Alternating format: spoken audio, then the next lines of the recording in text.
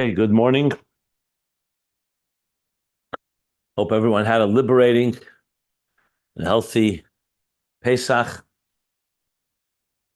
We shall continue our journey here. We are in the middle of the Maimer of the Mittler Rebbe, which is the foundational source text of the big part of the end of Ayin Beis. Let's sum up what we've learned and where we're up to. So we are on page.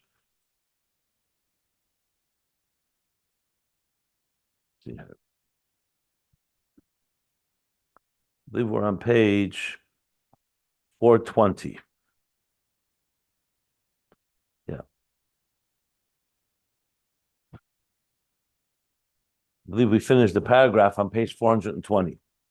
So, what we're learning is overall the theme of the relationship in the process of a neshama, soul coming down below to fulfill its purpose of transforming this world into a divine home, a dira b'tachtenim. So there are many components.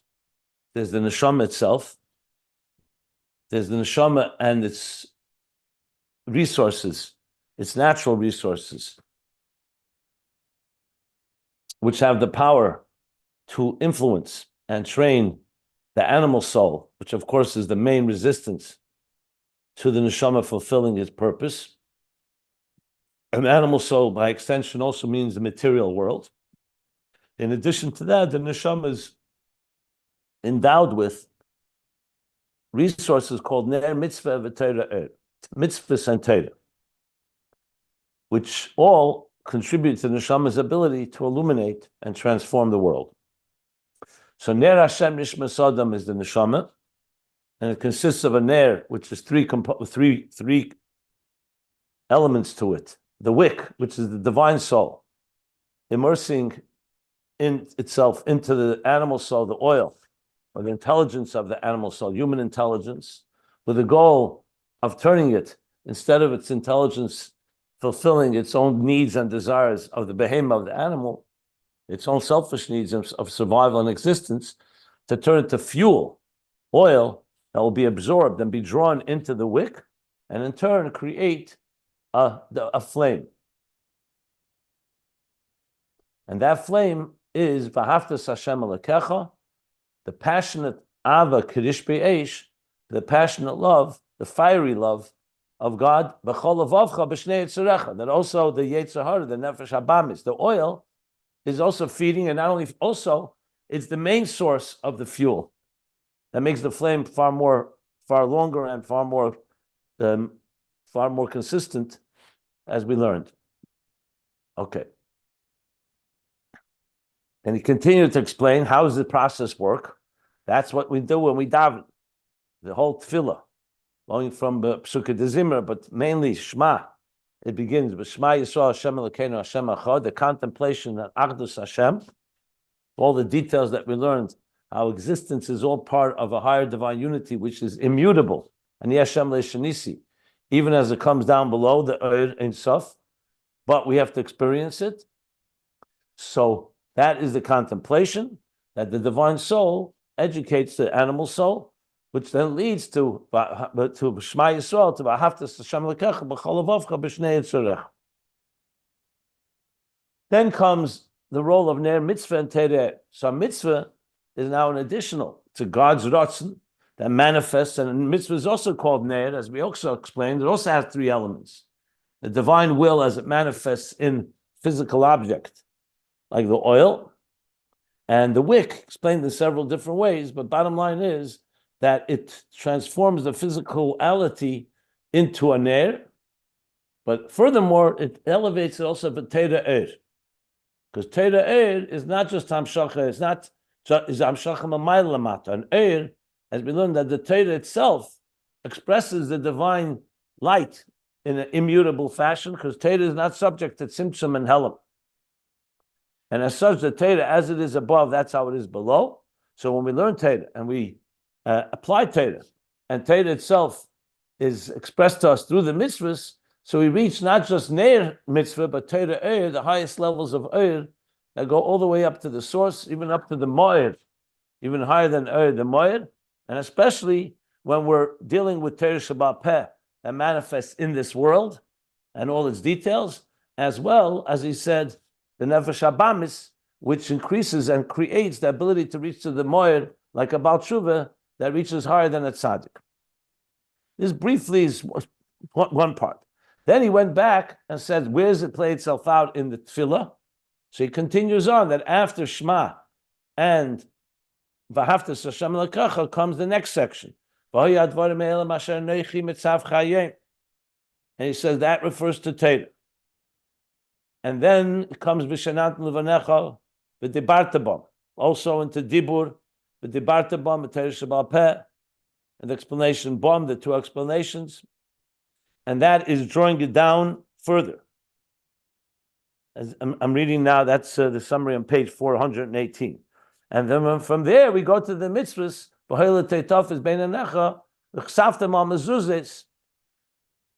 In addition, of course, that he also said that the Torah has to be brought in all parts of our lives, day and night. But then comes the mitzvahs, and that's what he explained up till page, let's see here, this is close to the bottom of the Hemshech Dvarim on page 419 and 420, right? The Barto Dibur. Let's see, right? And when it all comes down into mitzvahs, it comes into Asiyah Gashmias. Seif Mais Olav Machshavet Chila. I'm just looking at the last lines that we learned. Who inyan mitzvah shenikra ner mitzvah shekel Shem psila ve'er. All the mitzvahs that are from physical objects. Shebehen yer er de Torah, in them radiates, illuminates the er of Torah, also in the physical, Nesava Kadosh Baruch Hu, V'shem L'Areishcha. Okay, that ends the paragraph on page 420. So what we take away from this, what we continue, and especially in context of Ayin Beis, you recall Ayin Beis ends, the Rebbe Rashab ends with the contemplation of Shema Yisrael Hashem Echad, and how that is, that all the levels of it, the three, the Yichud, the Tata, Yichud, the Ilah, Das Tacht and Das Elyon, and then the joining of both of them, but he never gets back to its effect on the animal soul. Even though he began discussing it earlier in Ayin Beis, but he never concluded, but now we know what the conclusion would be. The conclusion is that ultimately impacts the animal soul, and that in turn causes V'ahavta Hashem Elokecha. So the Rebbe Rashab began, but he didn't finish. And here in the Mittler Rebbe, we clearly see the continuation, which is of course based on the Alter Rebbe's Maimer in Torah Er. That's one thing. The next thing in Ayin Beis, he never got back to Ner Mitzvah and Torah Er. He didn't even get back to the end of Ner Hashem Mishmasad, like I just said, the effect on the animal soul. So that too, we now have, what is Ner Mitzvah? What is its role? What's the role of Torah Er? And that also is vital in Ayin Beis because he began. It's not just that this is in the Mittler Rebbe's Maimer. The Rebbe Rashab on page 1350 began discussing, and 1352 then began a whole long discussion. And then what I just said, when he returns to the subject, back on page 1466, so the Mittler Rebbe's Maimer gives us the structure and the continuation of these themes and answers some of the questions that the Rebbe Rashab posed. So that's what we derive directly from what we've learned so far. Now, as I said, I don't know how much the Rebbe Rashab would have exactly quoted and what he would have added. That's going to be speculation. But there's no doubt that the main points would be taken from here because the beginning points were there. So it's pretty clear that's the general structure and the general flow.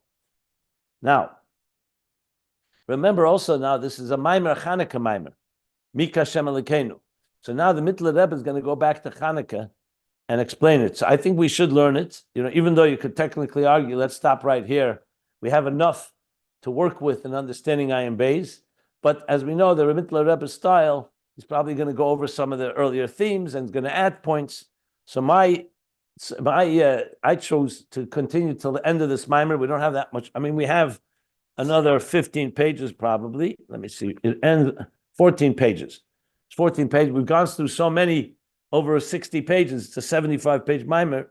So might as well end the Maimer. And then my plan is to go back to Ayin Beis and taking everything we've learned in the Mittler Rebbe, the Alter Rebbe, and go back in Ayin Beis and try to round out the whole picture and bring it back to the central themes of Ayin Beis on all these levels that we've been discussing. So that's my somewhat summary, since we had a little break through Duti Yom Tov to refresh our minds and refresh what we've been learning. Obviously, if anyone wants to clarify anything or ask anything, please do so, and then we'll continue.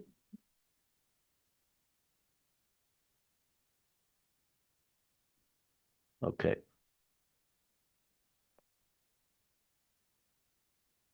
So, page 420, the new paragraph, Ubechol Zeh Yuvon, which interestingly, the Alter Rebbe's original mimer, even though it's a Chanukah mimer, he never goes back, explains the connection to Chanukah. You have to extrapolate it, but the Mittler Rebbe does connect it. And that's where he's going to go back now. And that's going to lead us from Chanukah, he's going to go back to the very verse upon which the mimer is based, Mi Kashem Elokeinu Amagbir L'Sheves Amashpili Liros. Again, I want to point out that the Rebbe Rashab does not bring that pasuk, at least not in my recollection, in this section. But still, being that it's part of these themes of the mimer, that's why I said I'd want to learn it inside, because I think it may help understand the full picture, especially the concept of Riyah, which we'll talk about when we get there. Okay. So we learn here the pages can be found if you want to follow the text at ayinbeis.com. Ubechol Zeh Yuvon, all the above, with all that we've learned, we'll understand in your mitzvahs ner Chanukah b'chlal. The general idea of ner Chanukah, the flames of Chanukah. Shal zeh amar gamkein ki ner mitzvah b'teira er al derech hanal. Similar to above. On Chanukah, the Gemara tells us that the Ner Chanukah is connected to Ner Mitzvah B'Teira Er.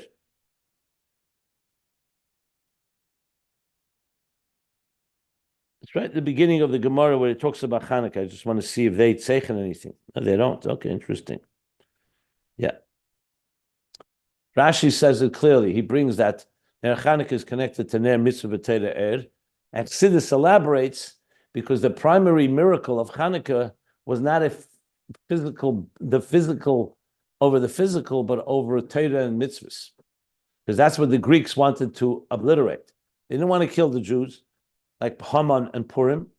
It was a battle over Ner Mitzvah Torah. Mitzvahs is Seinecha, Lashkicham Teresecha, La'avira Mechukid Seinecha. So Chanukah therefore is celebrated through Ner Mitzvah Torah Er, because the celebration of the mitzvahs and Torah, the light of mitzvahs and Torah, and the shemen, that it should all be pure and connected to the divine. So it's al derech hanal. So based on what we learned before, that Ner Mitzvah Torah Er, since Chanukah is connected, so therefore whatever we learned about Ner Mitzvah Torah Er can be applied to Chanukah, and he's going to explain now how. Tehine, because now Iker Hanes Bechlal B'Chanukah, the primary miracle in general. In Chanukah, even though there were many miracles, there was the miracle of the battle where the few vanquished the many and other things, but the main miracle, that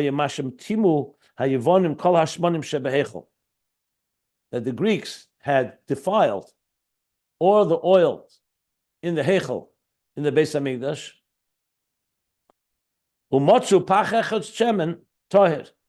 and the miracle was that they found one pure cruse of oil that was pure, that was untouched and by their impurity. Like the Gemara says. Then, of course, there's the miracle that it burned for 8 days. But finding that was a miracle. It's known and explained elsewhere. The Shemen HaKadosh, what is Shemen HaKadosh? When we say the holy oil, you may recall there's also oil we use for mundane things, for cooking, for other purposes. But the Shemen HaKadosh has a particular level. What is that level? That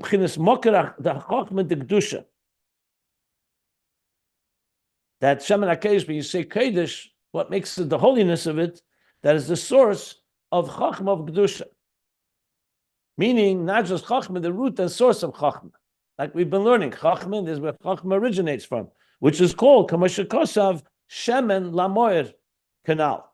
Like we learned earlier, not Shemen La'oir, but Shemen Lamoir. Goes back to the source of the light. So Chachma is like light, and the source of light, like we learned, is Chachma Stima, or the higher levels in Keser, that go back to the source, or Lifnei Tzimtzum, the source of the light. V'zehu Shemen Mishkas Kodesh,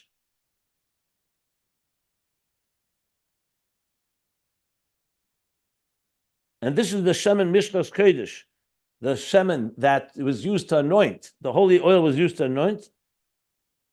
That's the Kol Dover Shenimshach Boy Nasa Kodesh. Everything that this oil anoints becomes holy. So it's not just that it's holy itself, whatever it touches, it elevates to a state of holiness. And this is happening due to the fact that it's coming from Primis HaChochmeh Shebekeser, which is the root, the mocker of Chochmah Gluya. So Chochmah Batzilus is the revealed light, its source is Primis HaChochmeh Shebekeser. And that's Shem and Kodesh. Now I was going to explain how that applies to Chanukah. In the times of Chanukah, the times of Chashmonoim, who were then the leaders, during the time when the story of Chanukah happens,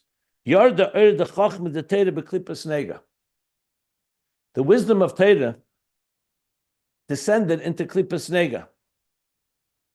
And that's the meaning, Shu Mashatimu Kol Hashmonim Shebeichel. That's the significance. So on a very basic level, Timu means that they defiled it and it can't be used any longer, Gedusha, because it's defiled all, it's not pure. But Beruchnius, it means, spiritually, it means a corruption of the intellectual parts of the Torah being corrupted by external forces. Timu Kol Hashmonim Shebeichel. Val Kein Rotzu. So let me explain before we continue. As I said before, the Greeks, and we talk about the Misyavnim, the Jews that were affected, they were very philosophical. Their essential problem was that the Jews are not just being philosophical. There's no problem with the Torah as a book of philosophy, as a book of ideas, the book of inspiration. But the problem is Torah Secha. Why are you connecting it to godliness? Why are you making it holy? It's a book like any book. It's wise and so on. Same thing with mitzvahs. No problem with morality, with ethical laws. Why are you calling it Ritzei Necha? You're connecting it with the divine. Like we've been learning. What's the whole point of an neshama coming down below? Not just to be wise and to be ethical, but to bring godliness into this picture, to bring a higher reality. The Greeks didn't want that higher reality. Higher reality was on their terms, human intelligence. And that's what they were advocating. That he's calling is a defilement of the Kedusha of Chachmas HaTorah. So it's like someone learning Torah because he wants to become smarter. Or Torah is very brilliant. It sharpens your mind. Think of it like legal theory. So you can learn Torah, forget about Hashem. That's why we have to make a Birchas HaTorah. Baruch HaTorah Tchila, we first make a blessing. Baruch HaTorah Hashem L'Kein Nation HaTorah. That God is the one, the giver of Torah. In other words, the connection between the intelligence and the ethics to the divine. And we all know the dangers when you don't do that. The Rebbe often brings, in this context, look at the Nazis, Yimach Shema. They were brilliant. They had scientists, and they had theorists, and they had philosophers, and they had ethicists, and all that. And look what happened. How they decided the most obscene manner to compartmentalize. No problem. They had very empathetic and sensitive laws about dogs and cats. But look how they can treat little children, men, women, and children if they're Jewish, or anything that did not fit their so-called model. That's when you have wisdom and ethics that has no God. You become your own God, and it can go down to the lowest possible levels. It doesn't begin necessarily with concentration camps and the killing of people, but it begins by wandering away from the connection. Why do we have wisdom in the first place? Like we learned many times, that Chacham is really here to be a bridge for us to experience a higher reality than ourselves. Bittul. Not the great Moyesh, that you're smarter than everyone and that you can use your intelligence any way you see fit. On the contrary, it's meant to lead you to a place that's beyond you. Ultimate bittul, we learn koyach ma. That's what Torah is all about bittul. Ayin.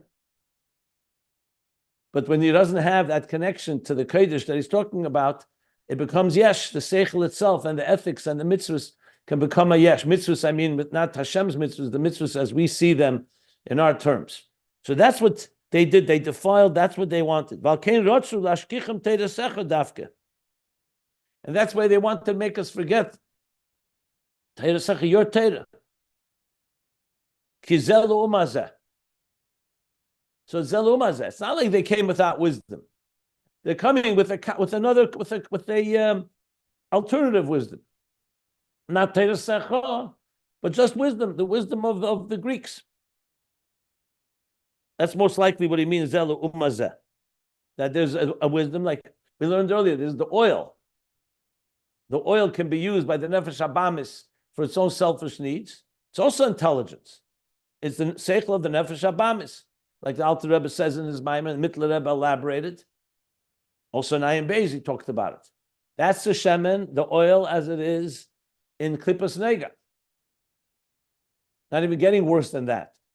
And then there's the Torah, the Chacham of Torah, which is the Lumaz and the Kedusha part. And that's what they wanted. So how do you resolve that issue? Once that happens, someone contaminates Torah in that fashion, is essentially using Torah just for its own I guess gratification may be the right word, but for its own intelligence, instead of connecting it to the divine. How do you correct that? How do you heal from that defilement? So he said, so it was necessary. Like it is in any case, whenever something is wounded or injured, I should say, or broken, the only way to fix it is you got to go back to the source, to a deeper place, like in healing. You can't just rely on the regular resources because something now is hurt. Something is injured, something is diseased, if you wish, polluted. So you need to go back. You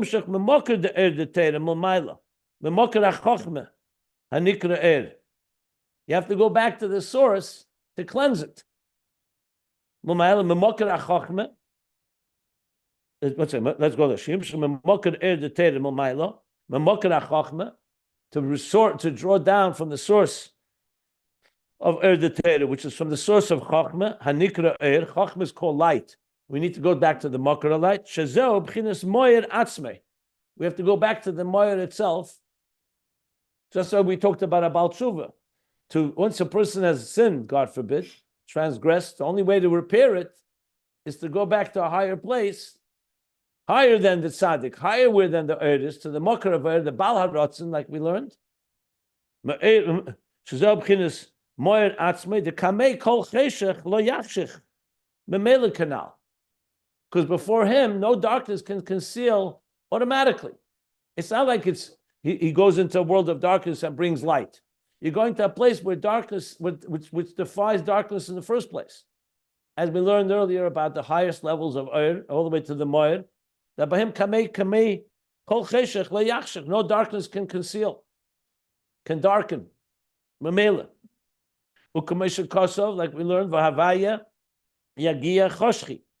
That Havaya, if you remember the Havaya, the Tesfus, Vav, it adds that element that it illuminates, Yagia. It illuminates Choshchi, my darkness. Next page 421. Shacheshach Atzme Yoyer Ka'er Mamish. That the darkness itself, to the point that it causes the very darkness itself, not just that it dispels it, but causes it to illuminate, to shine, mamish like oir. The ain't sarach la'oir la'oir say canal. So he's going back now to that piece where we learned doesn't need any light because he went to a place that's higher than light, the source of light. And how does that play itself out in Chanukah? He says, "V'zeu shemotzu pach echad shemen toher," and that's the significance of what it means. They found one crucible or one cruse of oil, pure oil, shenikra shemen lamoir, and back to shemen lamoir, not just oil moir. Lahamshich memela, the Torah, going back all the way, that it should automatically, naturally, without any effort, be mamshich this the Torah, v'hidliku memenu ches yomim, and they lit from it. That lit. They were able to light from it for 8 days. Shein zayim midas the bina shemekablim ma'er the chachma. So chachma would be like the first day, or chachma would be the initial oyer that comes from the Maor, and the zayim midas of bina that received from the er chachma v'nikra er shiva sayamim. That's called the er shiva sayamim. Maybe I should stop before this, and then for any questions, then I'll go back to these 8 days, because it's like he's adding a new piece right now. Let me stop a moment. Let's go back a line before about lighting the 8 days, because that itself requires a little more explanation. So bottom line, what we just learned is that the ideas that we've discussed earlier play itself out in Ner Chanukah. That's what Ner Chanukah is. There's a state of oil, pure oil. It gets defiled, so now it's darkness. And by finding the Pach Echad Shemon, they draw down from a higher level of Maor that transforms the darkness from its root, because it's altogether higher than light and dark in the first place. So it's essentially the same idea as we learned earlier, but now explaining it within the context of Chanukah. So let me stop here by the second line, if anybody wants to ask anything. Okay. Okay, so let's continue. He's in the middle of a parenthesis. I just want to see if this parenthesis has an end. Because, let me see something. A bunch of parentheses here. Not sure. Okay. It started on this first line of the page. But again, with the parentheses, it's sometimes a little confusing. So I'm reading it just straight, and we'll figure out later if the parentheses can be figured out. Okay. So that's one thing, drawing down from the Maor. But now you want to draw down all the way into existence. It shouldn't just remain. Remember, we learned the whole point was not just Torah and not just even Maor of Torah or the highest levels of Maor above. You want it to come down into this world. So the same thing with Chanukah. So now they lit from this Shemen LaMaor that they found, that one cruse of oil, or flask of oil, in different meanings, different translations. And v'idliku memenu ches yamim. Now I'm continuing. From that they lit 8 days. What's the significance of 8? So he's going to say the 8 is of Chachma as it shines into the 7 days of the 7 midas of Bina. Zayin midas the Bina shemekablim the Chachma v'nikra shiva sayamim. So there's an expression in the Pasuk in the Nevi'im, I think in maybe it's Yeshaya, not sure. So in Kabbalah and Chassidus talks about the Er Shiva Sayom is talking about the light of the first 7 days of creation. They had a unique feature that we don't have in light that's later. It's a higher level of light. So he calls that, one of the explanations of the Er Shiva Sayomim is the 7 midas of Bina that are receiving from Chachma. So you have 8 Chachma as it radiates into the 8. Doesn't go into much detail, but simply put, it means that this pure level of Shemen Kodesh that we reach from Pnimis HaChachma and Keser shines now into Chachma and into all the 7 midas of Bina. Now remember, Bina is Seichel, as is Chachma, but that Seichel could have been corrupted or hijacked, whatever you want to call it. And now, through the pure Shemen of Kedusha, we're elevating it, and it's affecting that the Seichel should be infused with the Shemen, should be infused with the Kedusha of Er the Chachma as it's raining from the Maor, from the source of Er. It's in Yeshaya Perek Lamed Pasuk Chavav. There you go. Okay, Lamed Chavav. Why is it called Shiva Sayamim? Chassidus talks about it. It's a whole sugya. Sometimes there's Er Shenivre B'Yem Rishon, as you probably know. The Er of the first day was a particular power, but there's another Er until after Shabbos. But Pashtus is the simple Api Chazal is because Shabbos was Lamed Vav Shois Shimsha Esa Era. So until after Shabbos was still the Oyer. There was no darkness yet. So the Shivas Yomim represents the 7 days, the first cycle of 7. Even though it says Vayer, Vayibeker, and so on, but especially the last 6 days, it says that Friday night it was not dark. After Adam Mechava. So it says that Shivas Hayom has its own power. I don't want to go into it right now in detail. If you want to look it up in Sefer Erchim, actually, and also Sefer Lekutim, there's an erech called Shivas Hayomim. Explains what it is and all the many, many interpretations, what Shivas is. Here's the 7 midas of Chacham, Abina. Some place it talks about the 7 midas Bechlal. There's a lot of ways to explain what it means.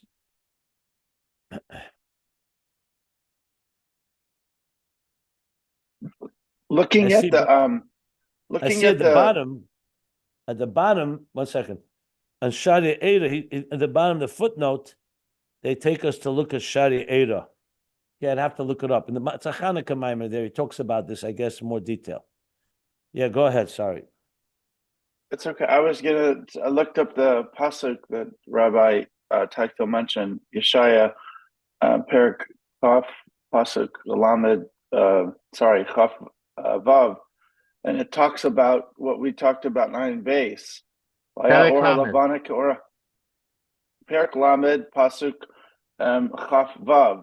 It's interesting. This is by Vahaya or Halavanika or Achama. Or Achama, then it says Shivatayim or Shivas Yamim.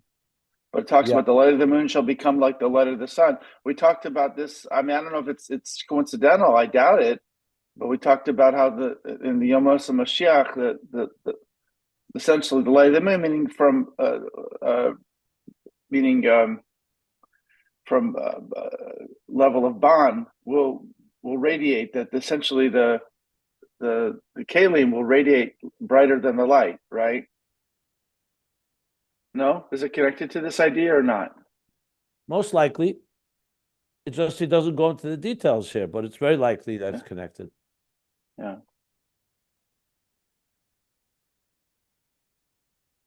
Maybe the Shari Eira below can help. Yeah, I'm going to look that up, later. Illuminate that. No pun intended. Where do you see that citation? The first footnote on the page 421. I got lost. Yeah. I have to find page it. 84, it says. Okay.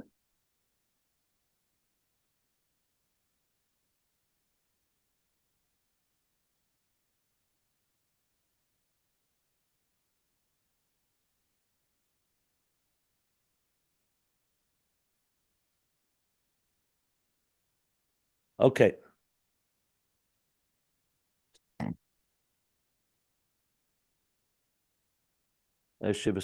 Yeah. Shezehu. And this is the meaning, Shepach Echad. There was Pach Echad. One cruise or one flask. Shahoyeboy Kedei Lahadlik Yem Echad Bilvad. So the Gemara continues when it talks about the miracle. So after they found the oil on its own naturally could only burn 1 day. So the Rebbe Mittler Rebbe is explaining what that means.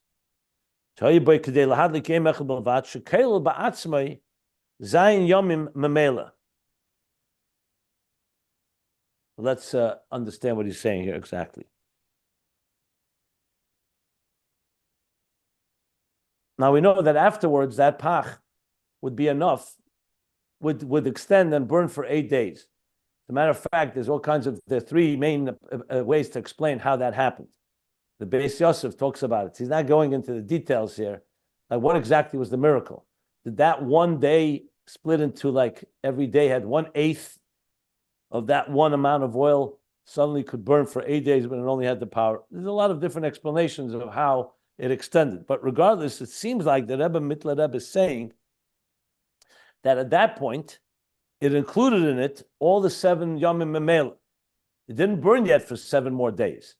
It had only the power to burn for 1 day, but in it had the power, the potential to burn for 8 days, and that's actualized. What that means, let's see what he says, and then we'll try to understand this point. V'zeu behechrech. Yeah, you have to say that because the fact of the matter, no more oil came from anywhere. The reason was 8 days. It says in the Gemara and other places that it was because it took 8 days to go find new oil. That's why it was 8 days. So you have to say that amount of oil that initially naturally could only burn for 1 day had within it the power to burn for 8 days, meaning it had the power of 7 more within it. So he's saying this level of Shivas Hayom is Kail Batz Mezayin Yomim is all included in that one Pach Hashemen that had the power to burn 1 day, which is a big Chiddush. Besides the Chiddush of finding that flask of oil, it's also the Chiddush of the fact that it includes so much power, which on its own was going to burn, as 1 day could burn for 8 days, 7 more days. So he says, V'zeu behechrech, for that to happen, that has to be coming mepchinas moked de'era chochmah. It had to come back from a higher place, because the Eira Chacham itself, the light itself, only has that much power. The only place you can draw from that would have more than its natural allocation for 1 day would be going back to the Moked Eira Chacham. So it sounds like he's saying he's bringing more proof, so to speak, or more explanation of why the only way you can get there is to go back to the Maor, to the Moked Ha'er. From there, like he just said, Chochmah radiates into Bina. So from there, like we say, the Psukim about the Menorah, Shememenu Ye'iru is the seven candles of Knesset Yisrael. Kamei b'Menorah she'amar el mul pnei Menorah Ye'iru. So in Parshat Ba'alei Shcha, that's what he says, el mul pnei Menorah Ye'iru. Shivas HaNeros.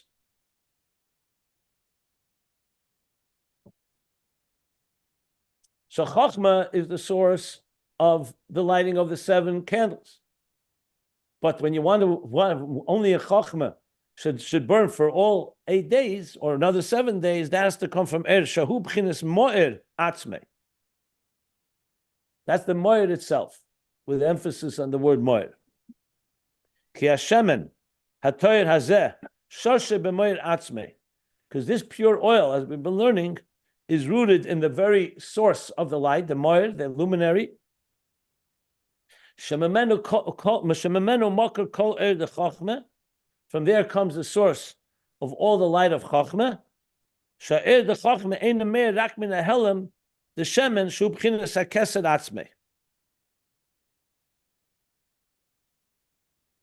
Okay, the Rebbe Mittler Rebbe, as usual, is saying a lot of things very densely.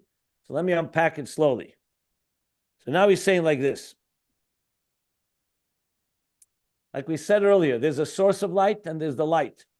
Chochmah is light. Its source of light is higher.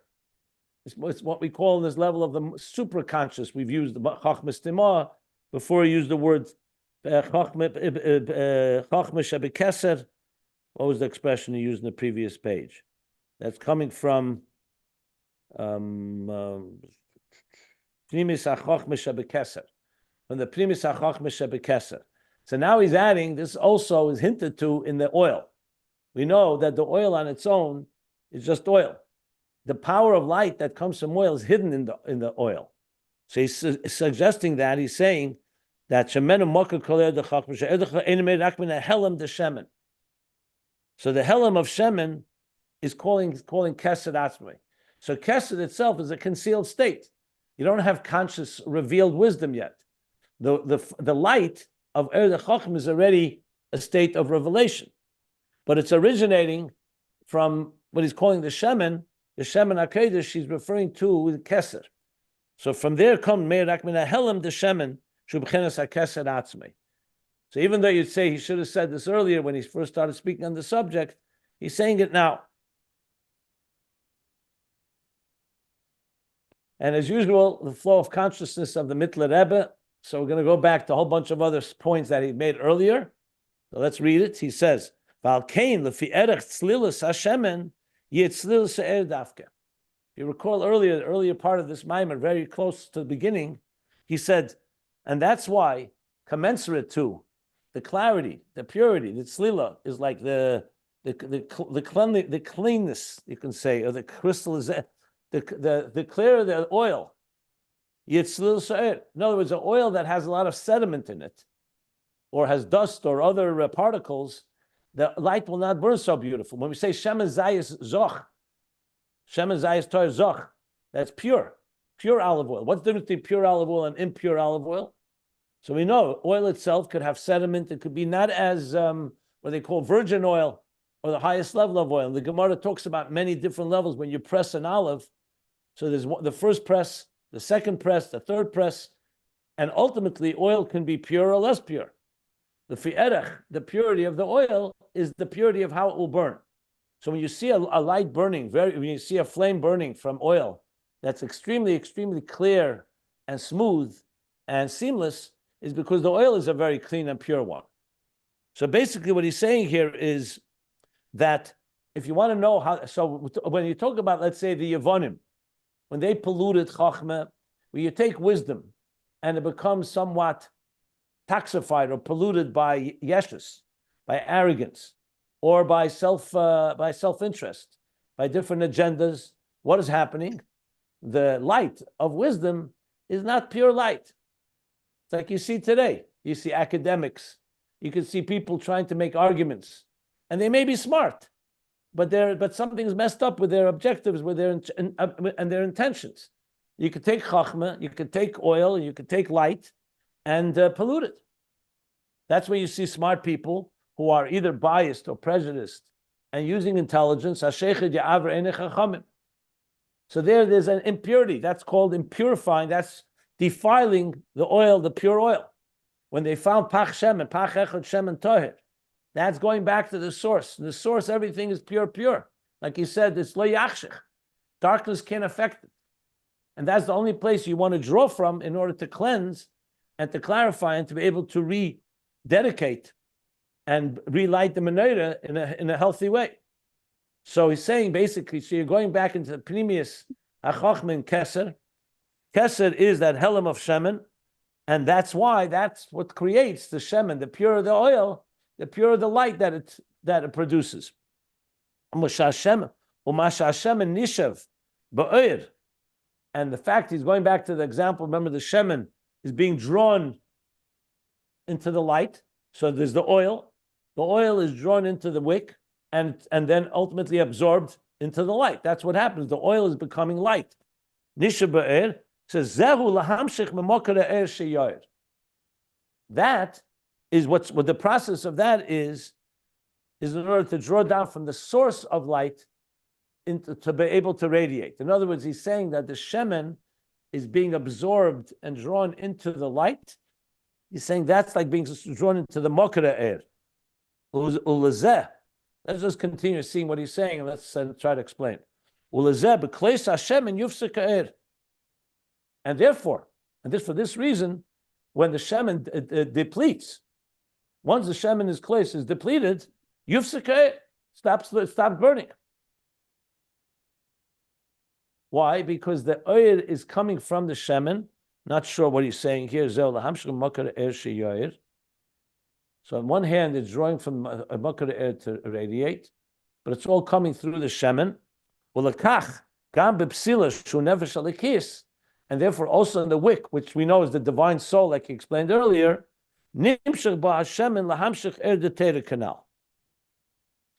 within it is nimshach, the oil, in the wick is nimshach ba shemen, lahamshich er de teira, to draw down the air of teira from the mokar chachma canal. Honestly, I need to go over this. I'm not sure all the details of what he's saying here. I do understand what we know for sure is in order to create pure oil, after it's been defiled, you have to go back to the source. That's into Keser. From there it goes into Chachma, and it burns in a very pure way. From Chachma it goes into the Shivas Ayamim, the Midas of Bina. Okay. Fine.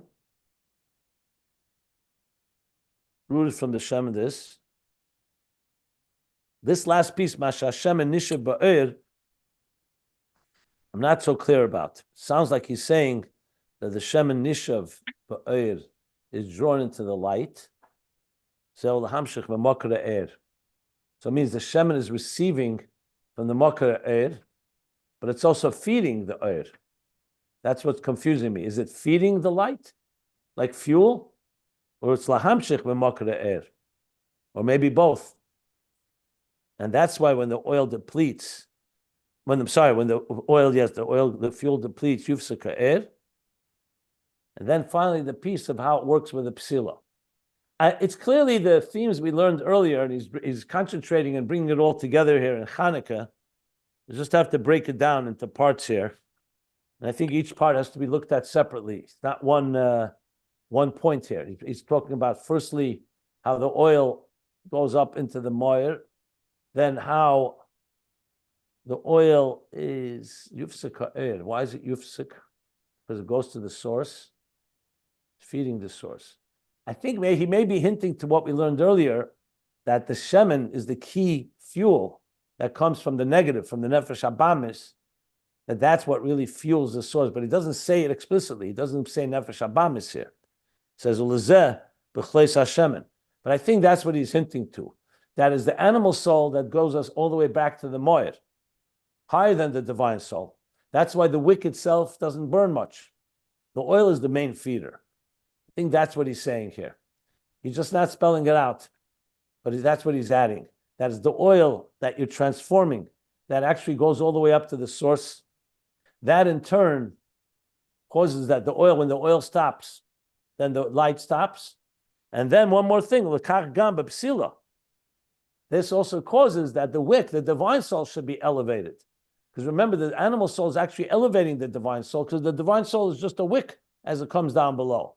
But when the divine soul transforms the animal soul into divine light, it in turn feeds the divine soul that it too should burn with the oil of Torah.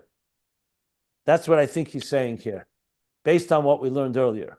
The lines here themselves are very brief, but I think based on what we learned, that's what how I would explain this end here. Yeah, I think that's correct. That makes sense. And again, the parentheses, I don't know, at this point, I don't even know which parentheses is where. I have to go back and figure that out later. Yeah, but let me stop here. And any questions?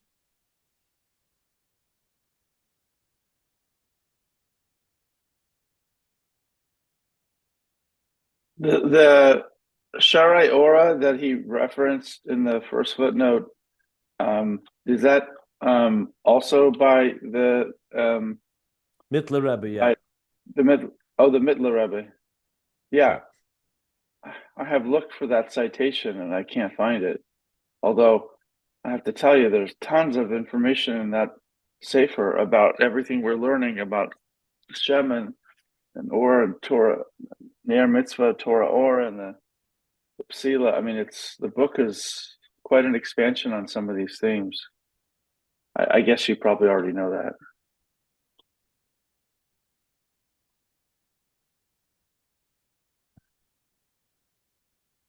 Do you have the book by chance? Yeah, I'll look it up later. I can't look at it right now, but I'll look it up later. Yeah. I mean, I spent it all comes down to how the pages are structured.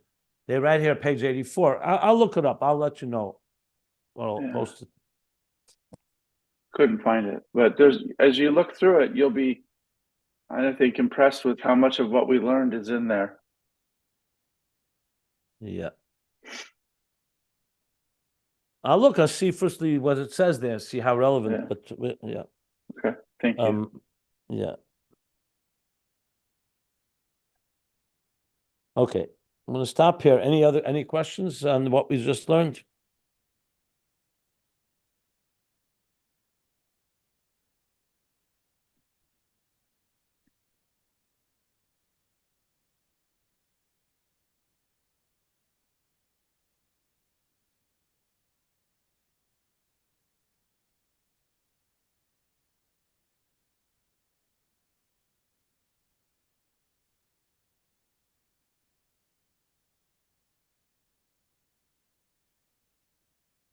Okay, so we stop here. Parentheses that ends L'hamshich er de Torah on almost halfway down on page 421.